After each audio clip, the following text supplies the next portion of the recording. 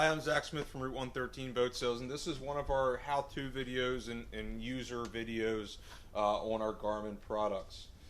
So with that said, today we're going to be covering some sonar setup and sonar options, and really the five primary sonars that we do here at Route 113 Boat Sales.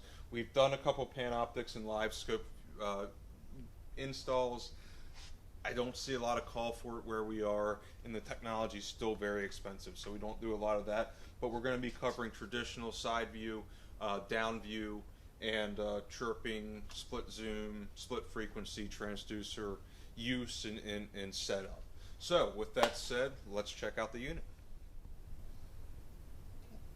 So this is our sonar screen. This is a Garmin 8610, but this will apply to pretty much every Garmin out there. These things are very universal. They use very similar operating software on most of their units. So this is basically what it would look like. This unit's in demo mode, so it has a lot of sonar options. We're going to be talking about these five. The Panoptic stuff and the live view stuff we don't do a ton of. It's still very expensive. I still think it's a little strange. I don't think the technology's quite caught up yet, so we don't sell a lot of them. Our two main transducers, though, that we do sell a lot of are B175L through hauls, which is a 1 kW chirping sonar, and the GT51, which is a dual frequency transamount chirping side view and clear view transducer. So with that said, let's talk about this. The first option there is our traditional sonar. Traditional sonar is your chirping sonar. What you can do with this, and what you use this for, is a fish finder, really. This is a tremendous fish finder. The way chirp works is it sends out a barrage of frequencies.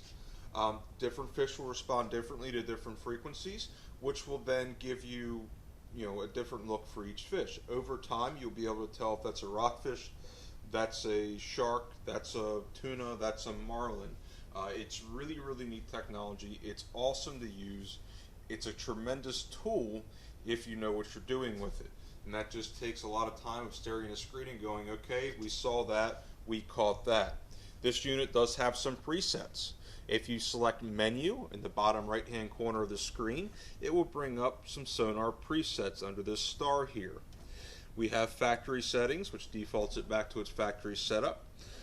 Finding cover, fishing, running, and then the button there below that is save. So if you are up here and you are playing with your gain, your frequency, your zoom, any settings, or you go into sonar setup and you really get technical by adjusting scroll speed, noise rejection, anything you want to change, you can save that under the star screen right down there. Honestly, me personally, I operate it in chirp on the factory fishing mode, and I like it a lot. I know some guys that they go crazy with their sonar setup. They have sonar setup pages. You can actually go in and save that right there. But again, me personally, I like the chirping transducer in the factory fishing setting. Coming back to home from there, we're going to go over to our clear view. The way clear view works, depending on what transducer you have paired with it, it will operate either a 260 Hz, a 455 Hz, or an 820 Hz band, basically, that runs along the bottom like a scanner and picks up every little detail that's down there. This is a tremendous structure finder.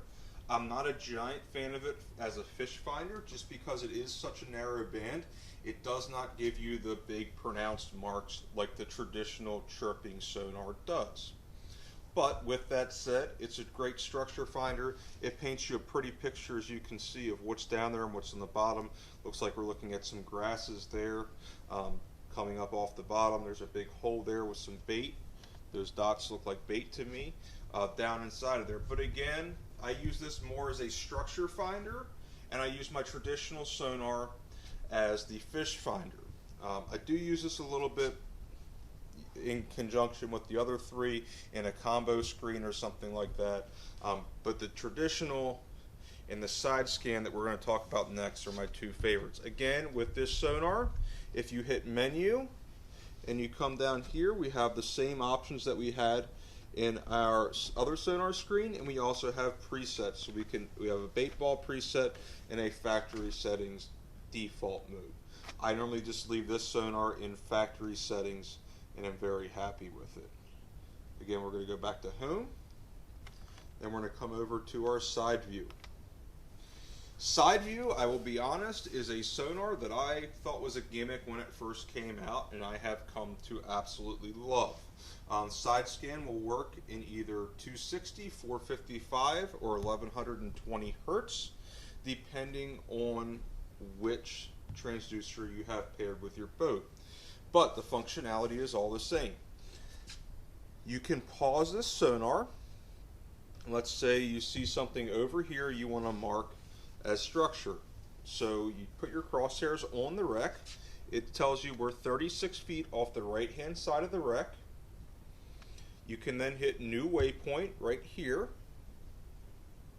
and we just drop the waypoint directly on top of the wreck.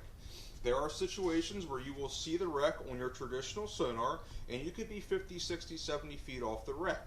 I know that doesn't sound like a lot, but that can be the difference between having a good day and a great day of fishing on the water. So utilizing the side scan when you get close to the structure is great, in that you can then take your crosshairs, mark the wreck on the screen under the crosshairs, hit new waypoint, and then next time when you come back to the wreck, you're not coming back to the area of the wreck, you're coming back directly to the wreck.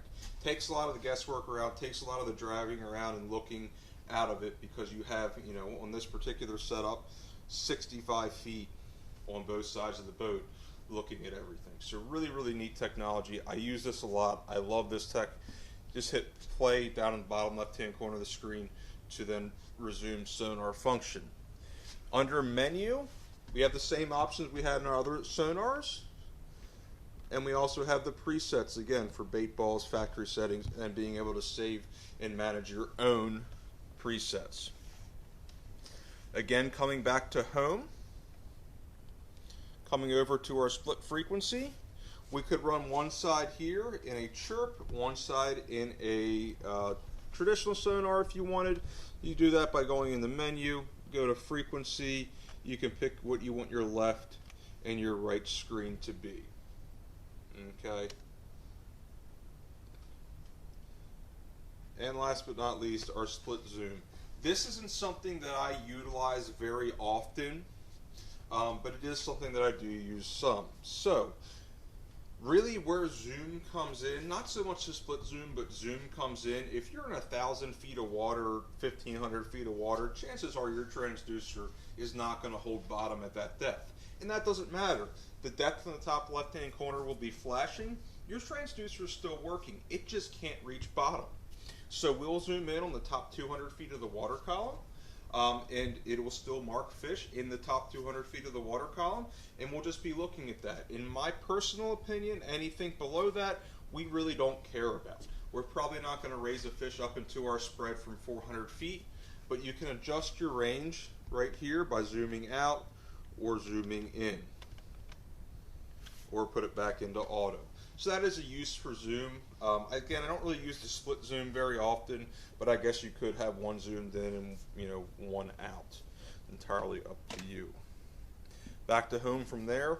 We're not going to get into any of the live view, forward view, real view, any of this stuff. Again, I still think it's a little difficult to use, a little bit difficult to understand. It is there, it is an option, it's called Panoptics. The transducers run about $2,200. They're massive, they are neat. I do have some guys that love them. They're probably just a little bit better at all this stuff than I am.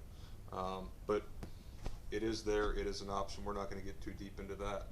So with that said, that's our Garmin Sonar walkthrough. Once again, guys, Zach Smith, Route 113 Boat Sales. Thank you for watching. Don't forget to like, comment, subscribe down below. Let me know what else you'd like to see me cover. Thanks for watching.